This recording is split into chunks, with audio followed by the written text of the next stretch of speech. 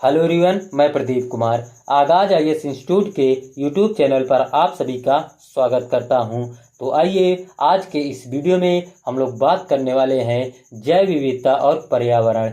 जैव विविधता और पर्यावरण से रिलेटेड यूपीएससी के लिए प्रीलिम्स और मेंस के आज के जितने भी मोस्ट इम्पॉर्टेंट टॉपिक हैं हम आप लोगों के लिए लेकर आए हैं। तो चलिए देखते हैं। तो देखिए, प्रीलिम्स के लिए जो टॉपिक है वो है पारिस्थितिकी संहार माया स्थल संयुक्त राष्ट्र का अंतर्राष्ट्रीय आपराधिक न्यायालय रोम संविधि जैव विविधता अभिसमय जलवायु परिवर्तन पर संयुक्त राष्ट्र फ्रेमवर्क अभिसमय वन्य जीव एवं वनस्पतियों की लुप्तप्राय प्रजातियों के अंतर्राष्ट्रीय व्यापार पर अभिसमय पर्यावरण संरक्षण अधिनियम 1986 वन्य जीव संरक्षण अधिनियम 1972 प्रतिपूरक वनीकरण कोष प्रबंधन एवं योजना प्राधिकरण 2016 CAMPA। तो और मेंस के लिए जो टॉपिक है वो भारत में पारिस्थितिकी संहार स्वीकृत की वर्तमान स्थिति पारिस्थितिकी संहार के अपराधीकरण के पक्ष और विपक्ष में तर्क। तो चलिए हम यूपीएससी के प्रीलिम्स और मेंस के इन सभी टॉपिक के बारे में पूरे विस्तार से चर्चा करते हैं। तो देखिए चर्चा में क्यों है, आइए समझते हैं। मैक्सिको में विवादास्पद माया ट्रेन परियोजना का उद्देश्य पर्यटकों को ऐतिहासिक माया स्थलों से जोड़ना है, जिससे इसके संभावित पर्यावरणीय और सांस्कृतिक प्रभाव पर चिंताएं उत्पन्न हो रही है। इस योजना से जुड़े बहस पारिस्थितिकी संहार की अवधारणा और पर्यावरण विनाश को अपराध घोषित करने के बढ़ते वैश्विक आंदोलन संचार पर ध्यान केंद्रित करती है। तो चलिए अब हम लोग बात करते हैं पारिस्थितिकी संहार के बारे में। सबसे पहले हम लोग इसका परिचय जानते हैं। तो देखिए, पारिस्थितिकी संहार ग्रीक और लैटिन से लिया गया है, जिसका अनुवाद किसी के घर या पर्यावरण को खत्म करना है।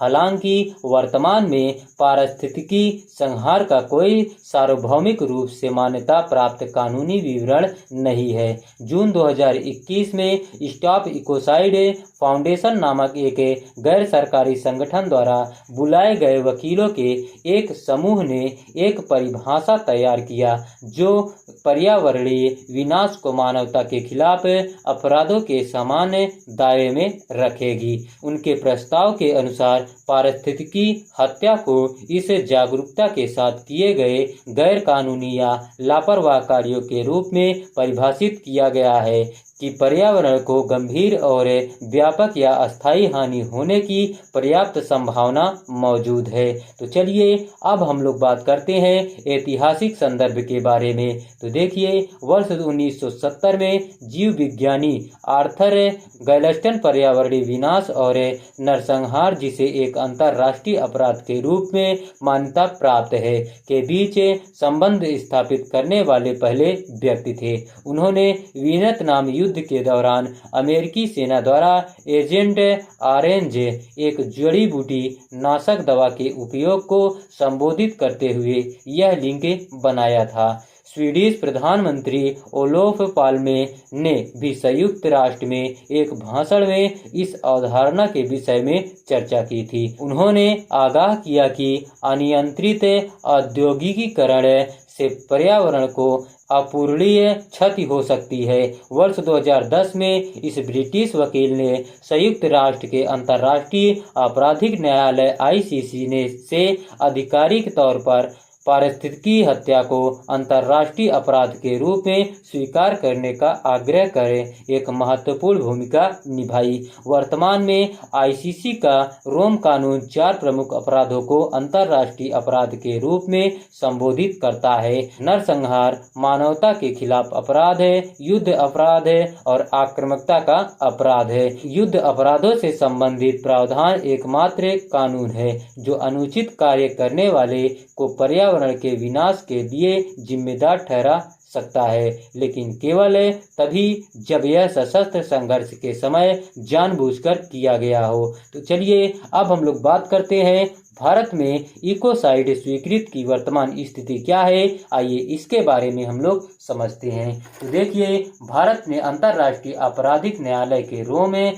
कानून पर न तो हस्ताक्षर किए हैं और न ही इसकी पुष्टि की है तथा अंतर्राष्ट्रीय स्तर पर पारिस्थितिकी हत्या को अपराध घोषित करने के प्रस्ताव पर कोई आधिकारिक पुष्टि नहीं की है। हालांकि भारत ने कई अंतर्राष्ट्रीय पर्यावरण संधियों और सम्मेलनों की पुष्टि की है, जैसे कि जैव विविधता पर कन्वेंशन, जलवायु परिवर्तन पर संयुक्त राष्ट्र फ्रेमवर्क कन्वेंशन एवं वन्य जीवों और वनस्पतियों की लुप्तप्राय प्रजातियों में अंतर्राष्ट्रीय व्यापार पर कन्वेंशन है। भारत ने अपने पर्यावरण की रक्षा और संरक्षण के लिए विभिन्न राष्ट्रीय कानून एवं नीतियां भी बनाई हैं, जैसे पर्यावरण संरक्षण अधिनियम 1986, वन्य जीव संरक्षण अधिनियम 1972 तथा प्रतिपूरक वनरोपण निधि अधिनियम 2016 CAMPA।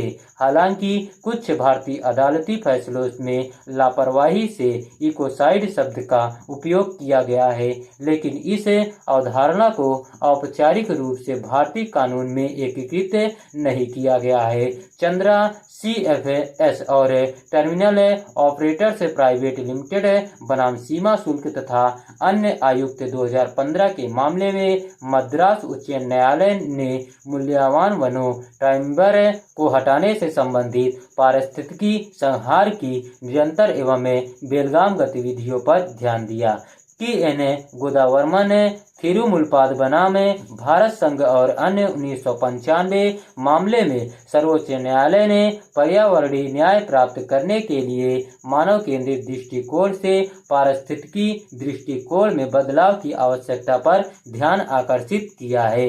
आइए अब हम लोग पारिस्थितिकी संहार को अपराध घोषित करने के पक्ष में तर्क क्या है, आइए इसके बारे में समझते हैं। तो देखिए, स्वयं में एक लक्ष्य के रूप में पर्यावरण की रक्षा पारिस्थितिकी तंत्र प्रजातियों तथा अंतः क्रियाओं का जटिल जाल है जो लाखों वर्षों में विकसित हुआ है। पर्यावरण की रक्षा करना अपने आप में एक लक्ष्य है जो एक पारिस्थितिकी तंत्रों की अखंडता और विकासवादी क्षमता को बनाए रखने के लिए उनकी प्राकृतिक अवस्था में उन्हें संरक्षित करने के महत्व को बढ़ावा देता है। पारिस्थितिकी संहार कानून पर्यावरण संरक्षण के क्षेत्र में हम एक कमी को पूरा करता है तथा पर्यावरण को सुरक्षा के योग्य कई पारिस्थितिकी संहार कानून पर्यावरण संरक्षण के क्षेत्र में एक कमी को पूरा करता है तथा पर्यावरण को सुरक्षा के योग्य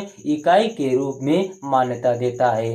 अंतर पीढ़ीगत न्याय अधिवक्ताओं का तर्क है कि पारिस्थितिकी संहार को जैव विविधता ऋण के संचय के रूप में देखा जा सकता है, जिसका भुगतान आने वाली पीढ़ियों को करना होगा।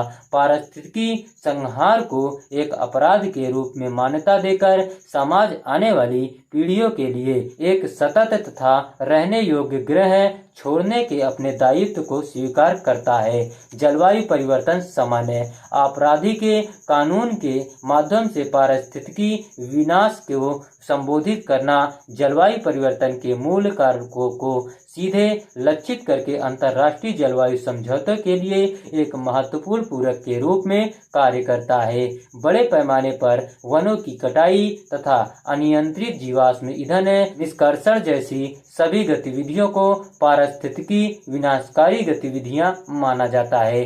पारिस्थितिकी संहार का अपराधीकरण पर्यावरण संरक्षण में एक मजबूत कानूनी आयाम जोड़ता है जो जलवायु को हानि पहुंचाने वाले कार्यों के लिए व्यक्तियों तथा संस्थाओं को उत्तरदायी बनाता है। आइए इसके बारे में नोट क्या है, आइए समझते हैं। तो देखिए, मार्च 2023 में जलवायु परिवर्तन पर अंतर सरकारी पैनल IPCC ने इस बात पर जोर दिया कि वैश्विक जलवायु कार्रवाई अभी भी अपर्याप्त है।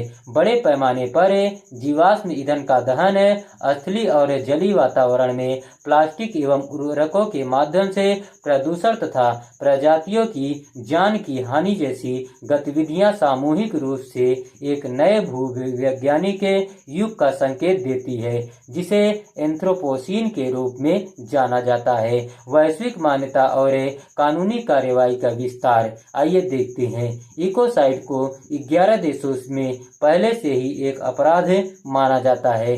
27 और देश इसी प्रकार के कानून पर विचार कर रहे हैं। इकोसाइड कानून न्याय के लिए शक्तिशाली आवाहन के रूप में भी काम कर सकते हैं, विशेषकर निम्न और मध्यम आय वाले देशों के लिए जो विषम मौसम के घटनाओं का खामियाजा भुगत रहे हैं। वानुअतु और बारबूडा जैसे छोटे देश आईसीसी से पर्यावरणीय अपराधों को अंतर्राष्ट्रीय कानून के उल्लंघन के रूप में वर्गीकृत करने का आग्रह कर रहे हैं। तो चलिए अब हम लोग पारिस्थितिकी संहार को अपराध घोषित करने के विरुद्ध तर्क के बारे में जानते हैं। तो देखिए, विकास बनाम पर्यावरण संरक्षण है। पारिस्थितिकी संहार को अपराध घोषित करने के विरुद्ध एक प्रमुख तर्क विकास और पर्यावरण संरक्षण के बीच तनाव से संबंधित है। आलोचकों का तर्क है कि पारिस्थितिकी संहार को परिभाषित करना अनजाने में विकास लक्ष्यों को पर्यावरण संरक्षण के विरुद्ध खड़ा कर सकता है। उदाहरण के लिए, भारत में ग्रेट निकोबार परियोजना को स्वदेशी समुदायों और जैव विविधता को संभावित रूप से नुकसान पहुंचाने के लिए आलोचना का सामना करना पड़ा, जबकि सरकार ने इसका समग्र विकास की पहल के रूप में बचाव किया। संप्रभुता में हस्तक्षेप। कुछ लोगों का तर्क है कि पारिस्थितिकी संहार को अपराध घोषित करना किसी देश की संप्रभुता का उल्लंघन हो सकता है। देश ऐसे कानूनों को अपनी पर्यावरण नीतियों और संसाधनों के प्रबंधन की क्षमता पर अतिक्रमण के रूप में देख सकते हैं, जिससे प्रतिरोध या गैर अनुपालन हो सकता है। वैज्ञानिक अनुसंधान पर भयावह प्रभाव। संभावित कानूनी नतीजों के डर से वैज्ञानिकों और शोधकर्ताओं को ऐसे अध्ययन करने से रोका जा सकता है जिनमें पर्यावरणीय हेरफेर या प्रयोग शामिल हो। यह वैज्ञानिक प्रगति और जटिल पारिस्थितिकी तंत्रों की समझ में बाधा उत्पन्न कर सकता है। प्रभावकारिता और प्रवर्तन चुनौतियां। कई आलोचक पर्यावरणीय क्षति को रोकने में पारिस्थितिकी संहार को अपराध की श्रेणी में शामिल करने की प्रभावशीलता पर सवाल उठाते हैं। उनका तर्क है कि मौजूदा पर्यावरण विनियम यदि सख्ती से लागू किए जाए तो ये नए आपराधिक ढांचा बनाने की तुलना में अधिक प्रभावी हो सकते हैं, जिन्हें लागू करना चुनौतीपूर्ण हो सकता है। तो चलिए आगे की राह क्या है इसके बारे में देखते हैं। तो देखिए, एक मौलिक अनिवार्यता के रूप में पर्यावरण संरक्षण चाहे पारिस्थितिकी संहार को अपराध की श्रेणी में शामिल किया जाए या नहीं, लेकिन हमारा सर्वोपरि उद्देश्य हमेशा पर्यावरण की सुरक्षा और संरक्षण होना चाहिए। पारिस्थितिकी पुनर्प्राप्ति बांड। इस प्रकार के बांड की अवधारणा की शुरुआत भी एक अहम कदम साबित हो सकती है। महत्वपूर्ण पर्यावरणीय प्रभाव वाली परियोजनाओं में शामिल कंपनियों को अपनी लाइसेंसिंग अथवा अनुमति प्रक्रिया के हिस्से के रूप में इन बांडों को खरीदना अनिवार्य किया जा सकता है। पर्यावरणीय क्षति की स्थिति में इन बांड से प्राप्त धनराशि का पारिस्थितिकी पुनर्प्राप्ति के लिए इस्तेमाल किया जा सकता है। अनिवार्य पर्यावरण शिक्षा।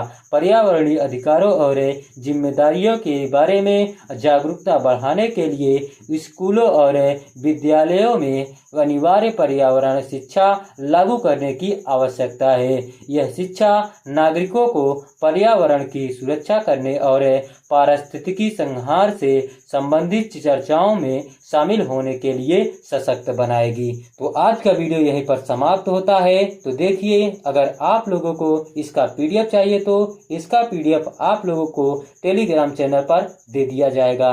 टेलीग्राम चैनल का नाम है आगाज आईएएस इंस्टीट्यूट और टेलीग्राम चैनल का लिंक हम इस वीडियो के डिस्क्रिप्शन में भी दे देंगे। आप यहां से भी जाकर टेलीग्राम चैनल को ज्वाइन कर सकते हैं और हमारा पीडीएफ डाउनलोड कर सकते हैं। धन्यवाद।